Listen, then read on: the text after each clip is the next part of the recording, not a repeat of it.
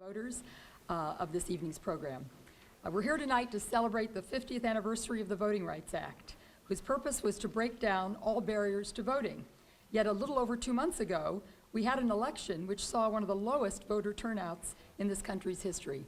Tonight's program, To Vote or Not to Vote, will look into some of the issues surrounding voting today.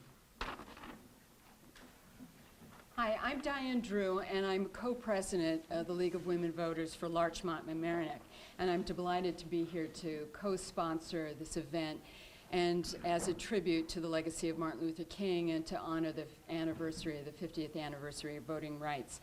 I wanted to also thank Joe Liberti for inviting all the high school students here. Thank you for their great turnout. And thank you for securing this wonderful venue here. I feel like giving a class. A little history on the League of Women Voters. We are almost 100 years old, and we started out as a grassroots organization helping women who just got the vote in 1919 to learn how to register to vote and to learn how to learn more about the candidates and the issues. We are an organization that you can find more information on us by going to our website, and you'll find us on Facebook and Twitter and LinkedIn, and you'll see some videos on us on YouTube. If you go to our website, which is LWVLM for Larchmont Mamaroneck.org, so League of Women Voters, LarchmontMamaroneck.org, you'll see our link, which has vote411.org. This link during election time will help you become an informed citizen for and learn more about the issues and the candidates. All you have to do is plug in your zip code, and that will tell you where to vote, who the candidates are on the local, state, and national levels, and that you can learn all about that. On a personal note, the reason that I'm very involved with the League of Women Voters is that I've been seeing disturbing trends. And the last election was off-year election, and we saw very few people out voting, and hence the Republican landslide. I think this is by design. The trends are to get fewer and fewer people to vote. There are subtle trends, such as making it circulating misconceptions that government doesn't work, that your vote doesn't count, that it's hard to learn about candidates, and it's also hard to learn about the issues. And then there are more concrete things that are going on. States are frequently redistricting to keep certain people in power. Or it's harder to, it's requiring that you have voter IDs, or the lines to vote get longer and longer. So how do you counteract this? Well, the League of Women Voters is getting out the 411vote.org so that you can learn and participate, because the strongest democratic voice that you have is your right to vote, and nobody should be taking that away from you. So I hope that you will take a look at our website, become members. It's easy to do. Come to some of our board meetings or some of our other events. We will be having more events such as this. And also thank you, Joe, for inviting us here. So good evening. I'm Joe Liberti. Thank you for showing up. First off, I just want to again thank the League of Women Voters, Larchmont and Mamaroneck, and also the local summit for putting on this event and reaching out to me. Also, I want to thank Principal Klain for once again sort of always helping me sort of carry out these things and get the space and offer these opportunities for students. I agree there are some disturbing trends, but I am hopeful, and I think my hope comes from you, the young people I work with, who do care. And so when people say young people don't care, I absolutely disagree with that. You're showing up tonight, your willingness to sort of engage in the issues. I'm very hopeful that you'll be active participants, but you can be much more effective if you're more knowledgeable. And I think that tonight's an opportunity to become more knowledgeable. So thank you again for showing up.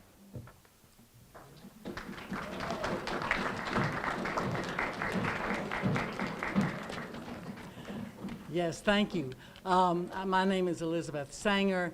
I'm very excited because we needed to think of the person in the state, maybe, well, certainly in the state, but for long, maybe other states too, who is both most passionate and most knowledgeable about voting and how to vote and what matters and why it matters.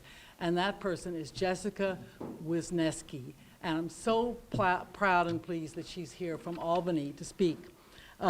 Jessica was started at SUNY Albany, where she worked with the NYPIRG as a student organizer. She worked in Hawaii for 2 years on the Clean Elections campaign. She was a field manager and is now and has been the legislative campaign director since 2005 for Citizen Action New York. She's the chair of Healthcare for New York, for All New York. She's a campaign director for Fair Elections for New York. There's no better person than Jessica to come to speak. I'm so grateful to you. Thank you, Jess.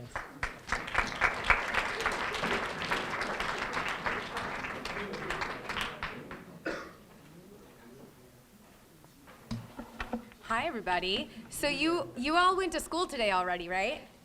And you're back for more. Thank you for being here.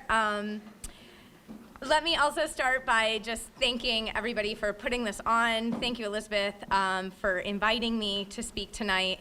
As Elizabeth explained, I'm the Legislative and Campaigns Director of a group called Citizen Action of New York. And although we have 8 chapters across the state, we do not have one in Westchester. So I wanted to talk a little bit about what Citizen Action is. Citizen Action is a statewide membership organization, and it kind of takes on the big issues that we think would transform American society. We're building a movement for economic, social, and racial justice in New York State and with our affiliate US Action in Washington, D.C. And our power comes from the grassroots, low and moderate income people coming together to have their voice impact the decisions that impact their lives. How do they impact government? So we are a bunch of community organizers, and we're teaching people leadership development opportunities to really engage in the things that matter and making changes in their government. We have locally led organizations from Buffalo down to Long Island.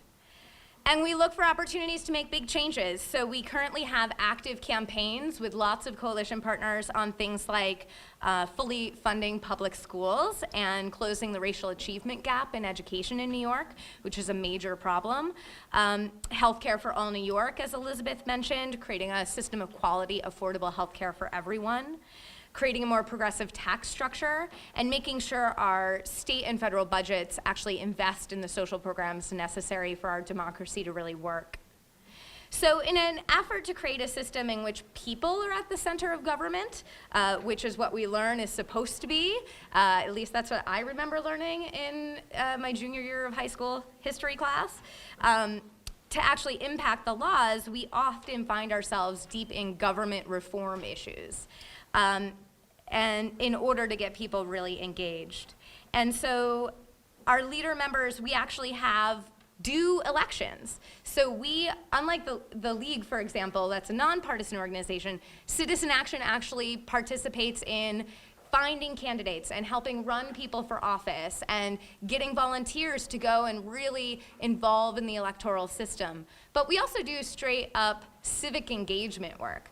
So I spent the 5 months before November's election with a really pretty big team of activists, both volunteer and paid canvassers, knocking on doors in this huge state, in 7 state Senate districts across New York State, registering voters, talking to voters, knocking on voters' doors, trying to motivate them, a highly unmotivated group of people, mind you, to get out to vote in November's election. So all of this work that Citizen Action does leads me to have to deal with cracking the seemingly endless and never-ending problems in the voting system. And that's what brings me here tonight. So to vote or not to vote, that's what they told me to talk about. Boy, you could do a lot with that. It occurs to me that every issue that I work on, whether it's healthcare reform or education policy, is really complicated. Voting rights is definitely that, complicated. So this year, as we celebrate the 50th anniversary of the Voting Rights Act of 1965, it's an important time for all of us to reflect on that history, both before the act, what was happening, how that act changed the American landscape, like literally changed, who's sitting in this classroom, how we're participating in elections today. And then I want to talk a little bit about where it's brought us. So as I go through the rest of my spiel, be mindful of this. I think one of the speakers mentioned this. Just 2 short months ago was a midterm election where we elected a governor and some members of Congress and others in New York State. And we live in New York. You might think we're a pretty evolved place, right? This is not the deep South here, where there are still much deeper problems with voting than here in New York. And indeed, 1/4 of the population that is registered to vote in New York, that's eligible and then registered, around 11.5 million people are registered in New York. Only 3.7 million actually cast a ballot in November. 11 million people are registered, 3.7 actually voted. So we've got big problems, right? Even in a state like New York, where it's pretty easy to go register and get to the polls without problem, a tiny number, a pretty small, 1/3 of the people who can are. And so actually, our government in New York State isn't chosen by the majority. It's chosen by a very small group of people. So keep that in mind. So I want to talk a little bit about the history. I want to talk about what the Voting Rights Act of 1965 did. And then I want to spend a tiny bit of time on New York. And then after all that, I want to challenge us to think, well, what if everybody could vote? What if it was mandatory? What if you were just born and you can walk into the polls when you turn 18 and vote?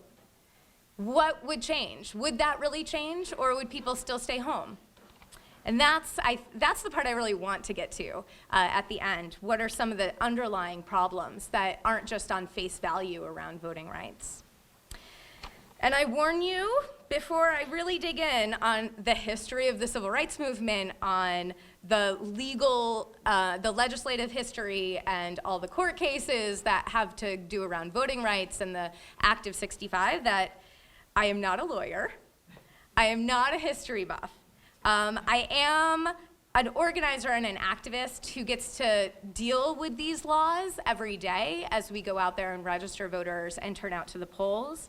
And so I hope that, I hope like you, I mean in the past week even, just preparing for tonight, I've continued to be a student and reminded myself what I learned in college, what I've learned in high school, and there's so much more than just that one chapter that your textbook is going to teach you about this issue. And there's so much good information to dig in on. And some, amazing other experts, like the Brennan Center for Justice, and the people who are still living and breathing, who lived through this time in our history, that there is to talk to today. So I was going to do this really fun thing. When I was a NYPIRG organizer at SUNY Albany, we used to go register voters. So I'd be in a room just like this, and you all would be in college, right? And so you will have just been 18. And I'm not going to make you do this, because it's not going to make sense now, because nearly 90% of the audience is not, I'm assuming you're all around 16, 17, right? Yes? 15? Okay. So when I, not everybody, all right, is. So in order to not totally make the front row stand for the next few minutes, I'm not going to make everybody stand. But I want you to imagine for a second that you're in a room of a pretty diverse cross-section of the United States today, right? We're all in it together. I'd make y'all stand up, and I'd make the first group of people to sit down in the path to voting rights would be most of you. Anybody under the age of 18, anybody who's not a citizen of the United States. Obviously can't vote today in America. So I'd ask you to take a seat.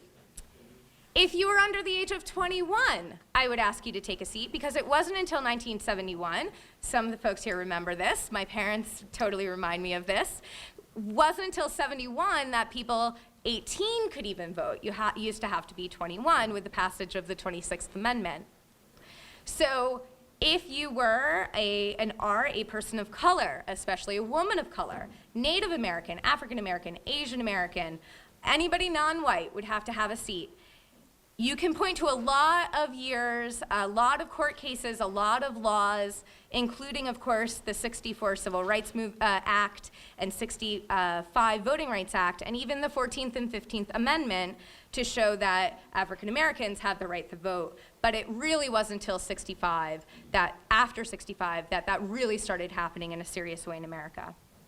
So next I'd ask all the women in the room to sit down, because of course it's less than 100 years ago, ladies, that you and I could vote in America today.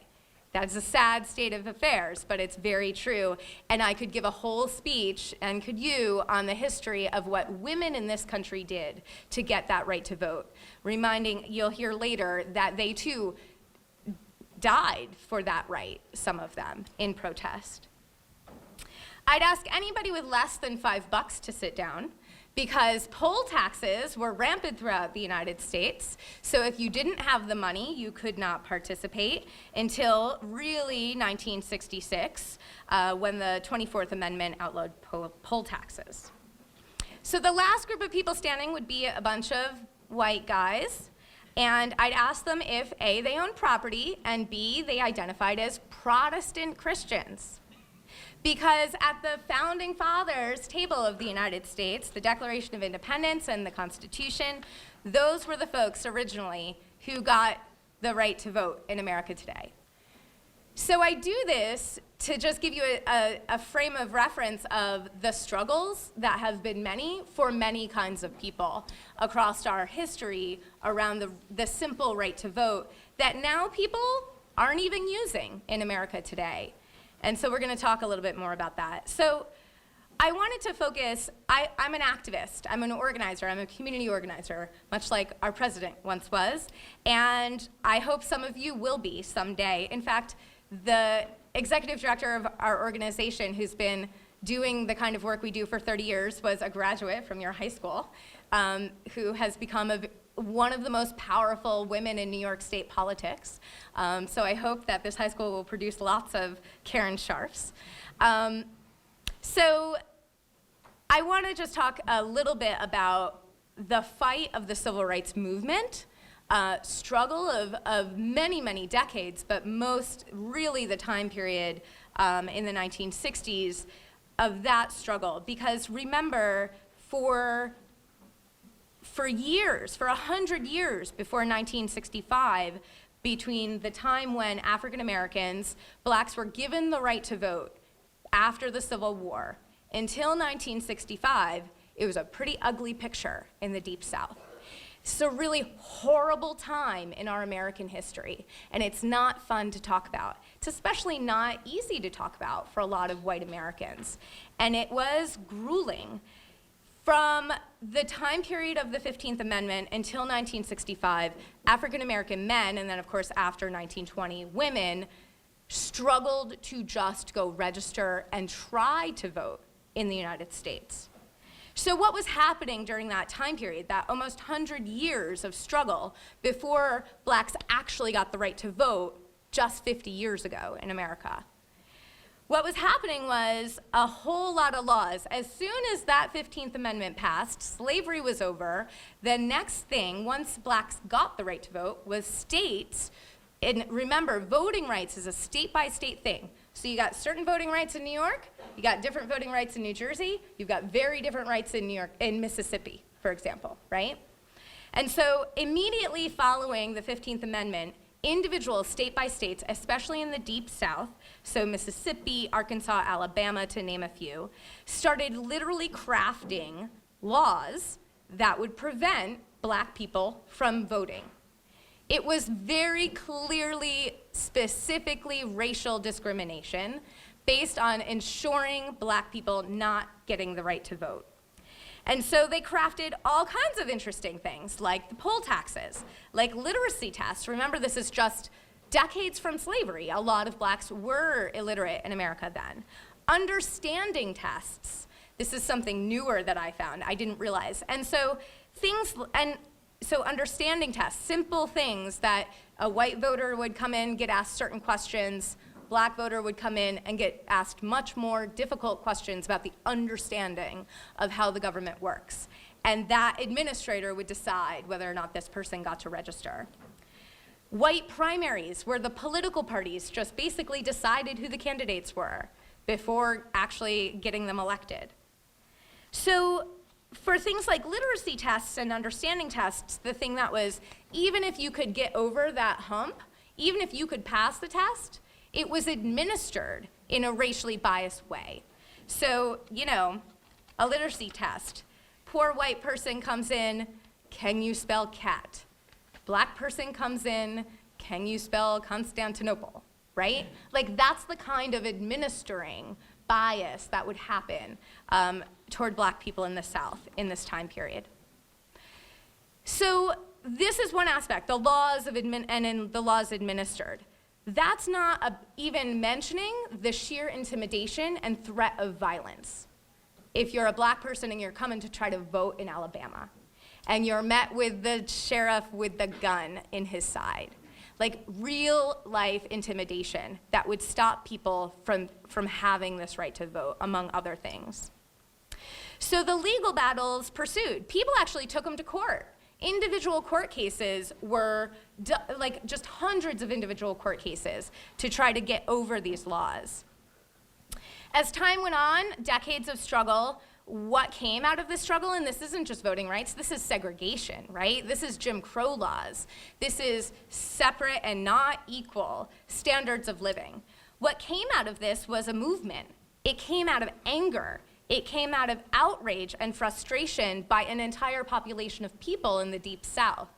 And so what came out of that frustration, thank goodness, were organizers, community organizers, and organizations that said they've had enough, that what America gives us is an opportunity to change our reality, and we are gonna change that reality.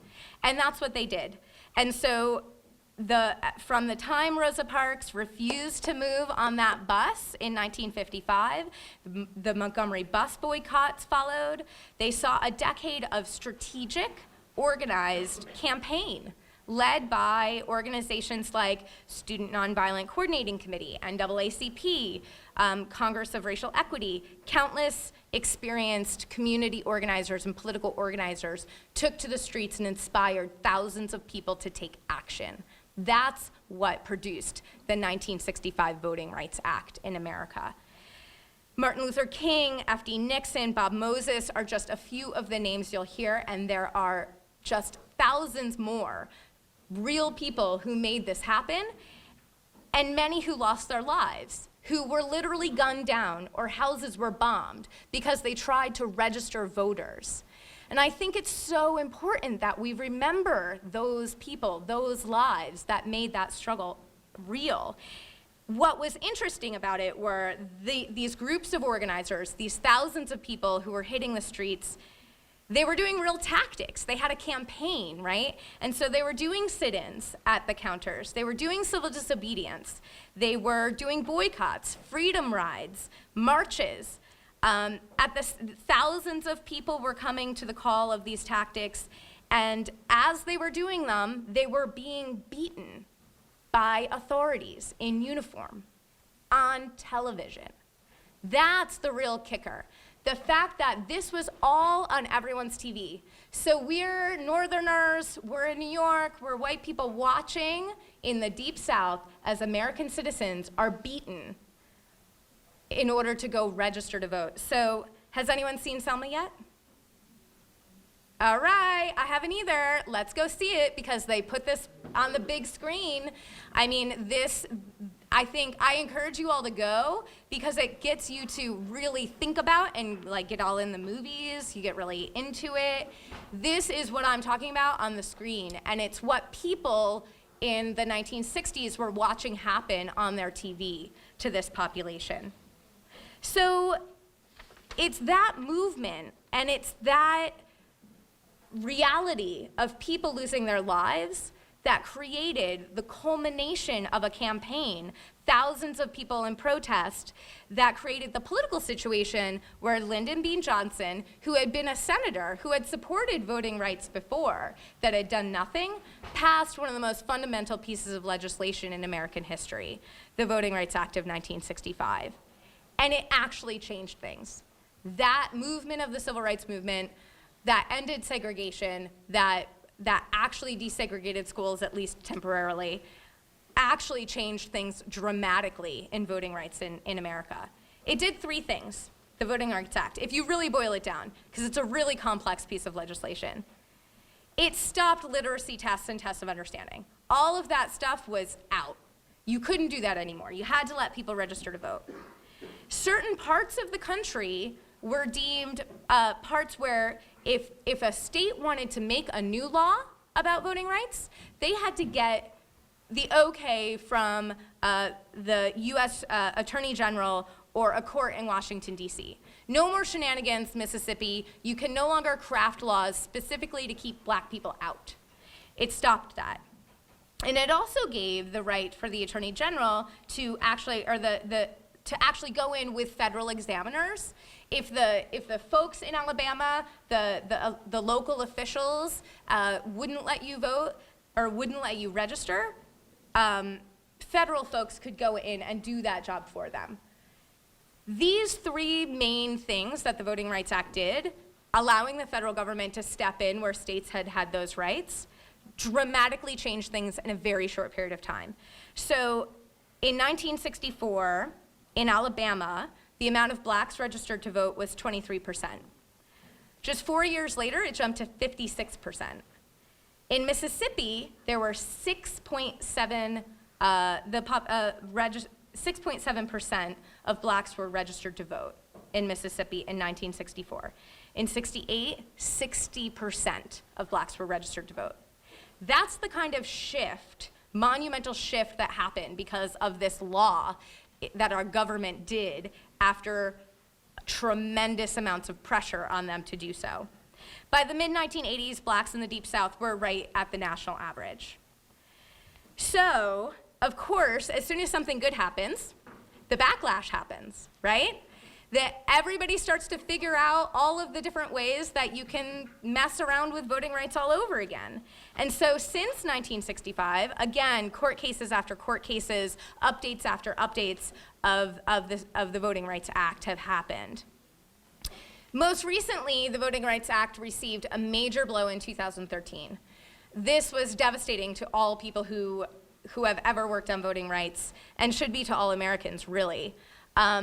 Shelby County, Alabama versus Holder, the first African-American US attorney under President Obama, gets to the Supreme Court with its case that is challenging the constitutionality of the part of the Voting Rights Act that said states need pre-clearance to make laws. And our Supreme Court said they were right. They said on the grounds of that they basically took away a huge chunk of Section 5 of the Voting Rights Act and said, it's not that we no longer need pre-clearance, but you're looking at things that happened 40 years ago. 40 years, such a long time ago, that it's no longer constitutional for you to have that data be the data. Really what needed to happen was Congress needed to keep updating its law, and Congress did not update the law. It didn't update the formula to show which states really needed to make sure they weren't being discriminatory against racial minorities. And so it didn't happen, and so already, we see voting rights laws being totally torn down state by state in America. This started to happen, by the way, in 2010. Remember, 2008, the United States elected its first non-white president, right? And so the backlash of that was, and a Democratic president. So 2010, 2 years later, Republicans swept state houses across America. And the first thing they did was start passing bills to stop people from voting, particularly racial minorities. And so that had already been happening. After this Shelby versus Holder case, everything's kind of fallen apart. Our friends at the Brennan Center have really been following this. In 15 states, 2014 was the first major federal election with new restrictions in place. So cutbacks on early voting, you gotta bring your ID to vote now. If you don't think race still plays a role in a modern American voting rights today, please keep in mind that of the 11 states with the highest African American turnout in 2008, 7 have new restrictions. Of the 12 states with the largest Hispanic turnout in '08, or between 2000 and 2010, 9 states have made it harder to vote. So there's been positive momentum too. It's not all bad news. There have been some laws to improve voting in America today. 16 states have done that since 2012. Things like online registration, fancy that. In 2015, we have online voter registration in some places and increases in early voting. So just a word on New York. I could do a whole speech on New York's voting laws, but they're actually pretty good compared to other places. But there is improvements that we can make. The single biggest barrier in New York, do you guys know what to do? What are you gonna, when you register to vote, you turn 18, how are you gonna do it? Anyone? Raise your hand, yes? You go to the DMV, you have to get a form? What kind of form? Where do you get the form? Random, right? Yes. Okay. Bear with me, folks. So you actually do, you need a voter registration form. It's a pretty antiquated voter registration system in New York. The Voter Empowerment Act in New York State, that is sponsored by Assemblyman Brian Kavanaugh, would do things like automatically register people to vote with their consent. They would when you move in New York, so you're gonna register at home when you're 18 and then you're gonna go to college, right? And then when you get to college, you're not gonna be able to vote there, right? You're gonna have to do an absentee ballot. It would do things like easily allow you to change your voting status after you've moved. It would allow you, every time someone has an interaction with a government agency, you would be able to update your voter registration. So really simple administrative things in New York can be done to further improve our system. The problem is this bill is not going to pass anytime soon in New York. So where does this leave us? After so much struggle, so much progress made, particularly with the Civil Rights Movement and the Voting Rights Act, we have all this backlash. We have a new voting rights amendment in Congress. It was actually a year ago yesterday reintroduced into Congress. That would update the now unconstitutional aspects of the '65 Voting Rights Act. But I'm sorry to report that Congress is probably made up of a set of members that are not going to pass this anytime soon.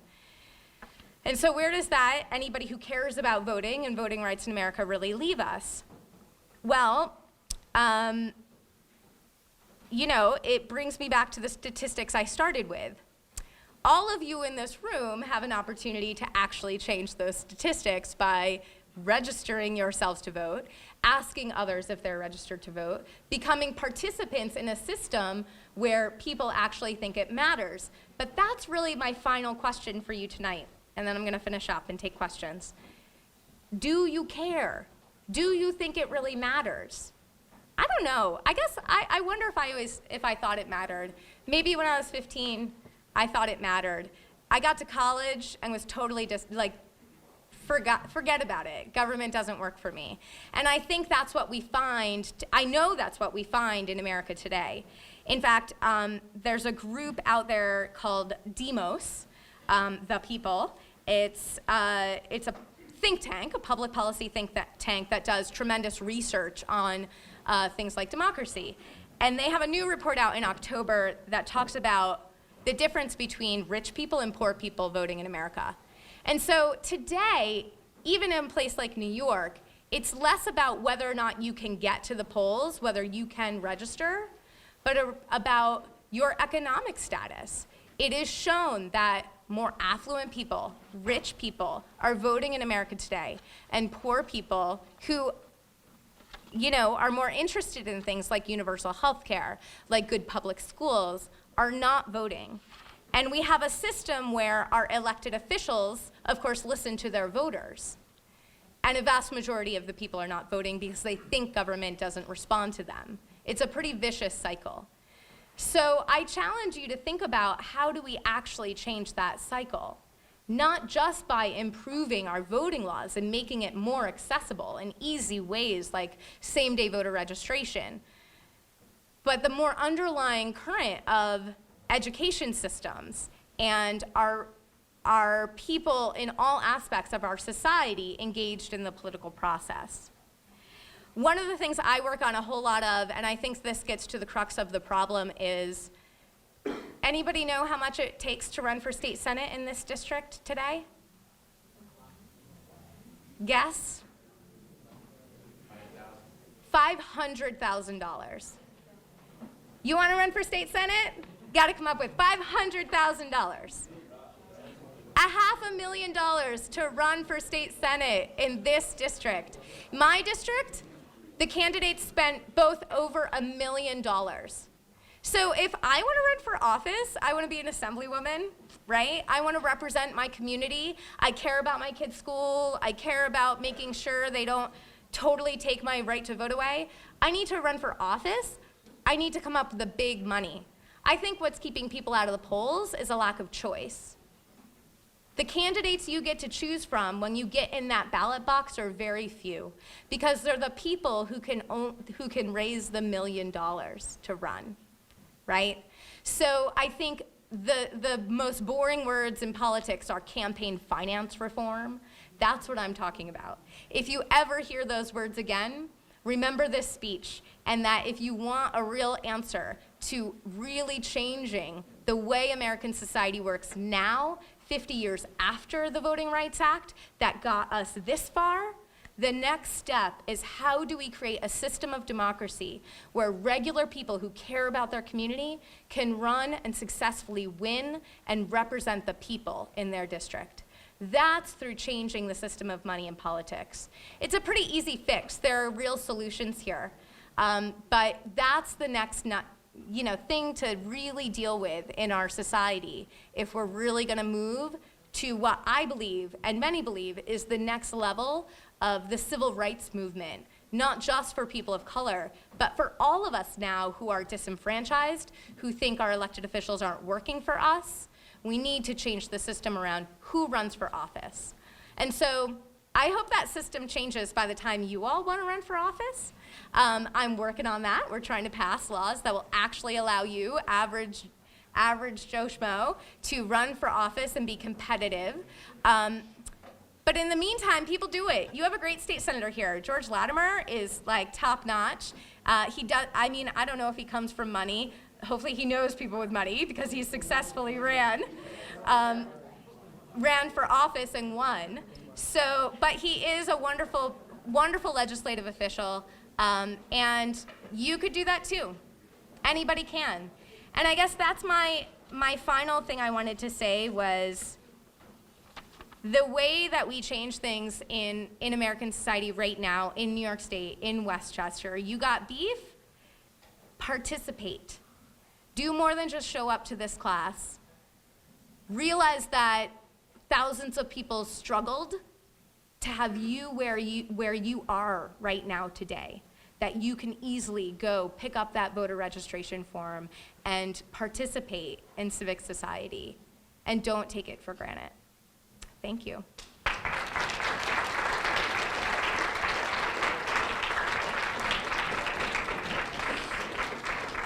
So I guess I'm supposed to take questions. If I can answer them, don't get too technical. Anybody have not just questions, but I would love to hear any thoughts that you have on this.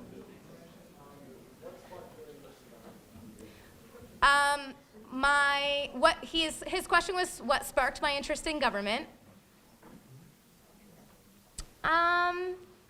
I was raised by two parents who were civically involved. They were part of the fire department, and they made me be a Girl Scout, things like that. But I think probably it boils down to a really great teacher in my high school. My civics teacher, I finally got to my senior year, took civics and realized that I am actually interested in something.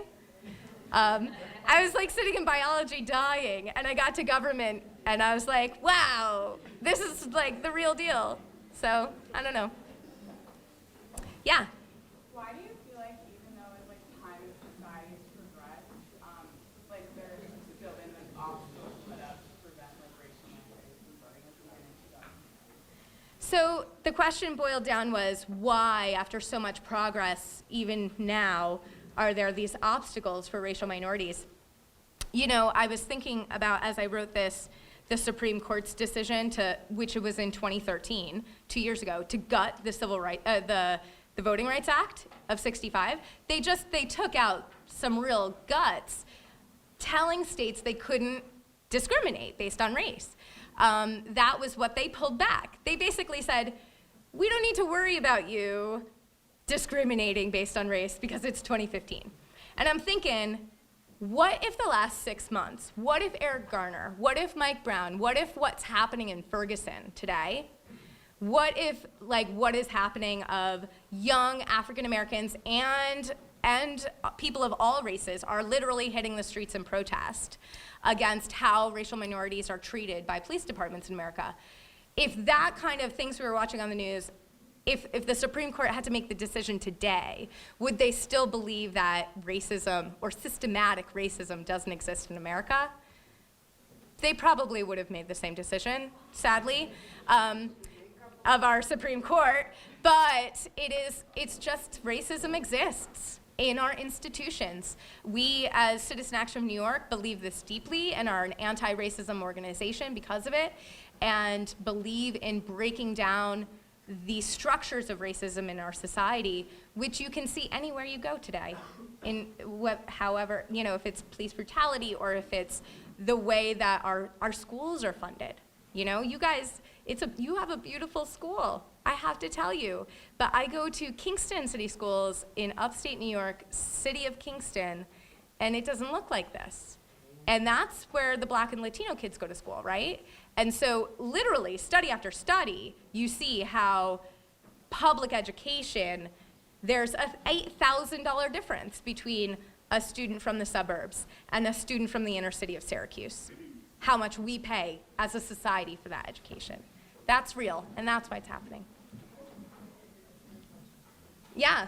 So as a high school student, besides registering to vote, how would you best suggest that we take steps to change all of this? Yeah, it's pretty intimidating, right? It's like, where do you even start?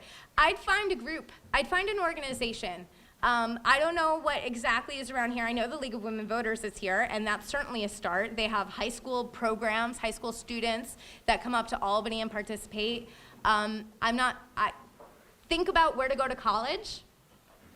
Look at that campus in the view of, do they do activism there? Do they do politics there? Are there people participating in the process there? NYPIRG, New York Public Interest Research Group, is a student organization for college students. Purchase is right down the road, right? Has a NYPIRG chapter. SUNY Albany, SUNY New Paltz, a bunch of city colleges. That's where I got my start. I learned to be an organizer and an activist and a change maker in government through New York Public Interest Research Group. And they're all over the country. So find an organization that does this kind of work, and you're all welcome to come hang out at Citizen Action of New York.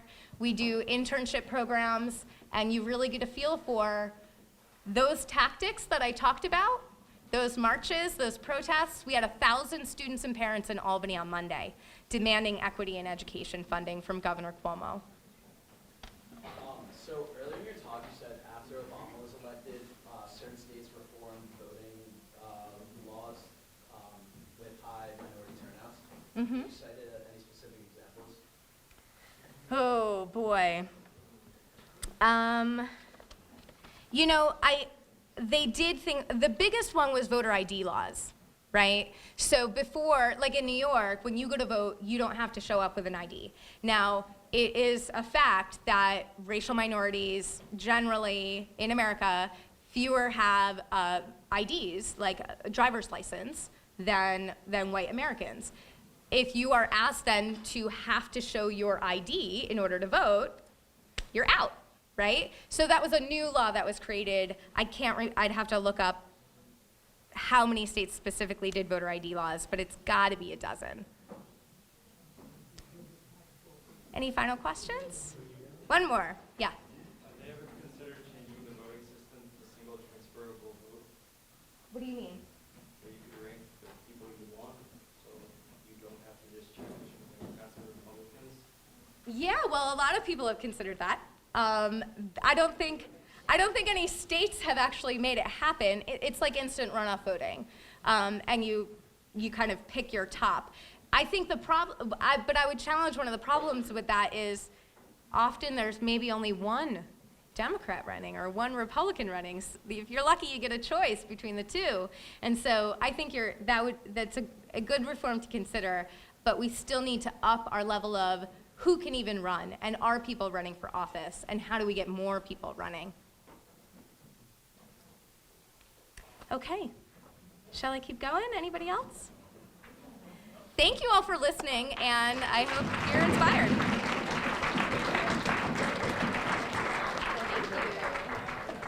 I want to thank you all for coming, and I hope that as a result of this evening, when you are presented with that question to vote or not to vote, your answer will be yes. Thank you all for coming.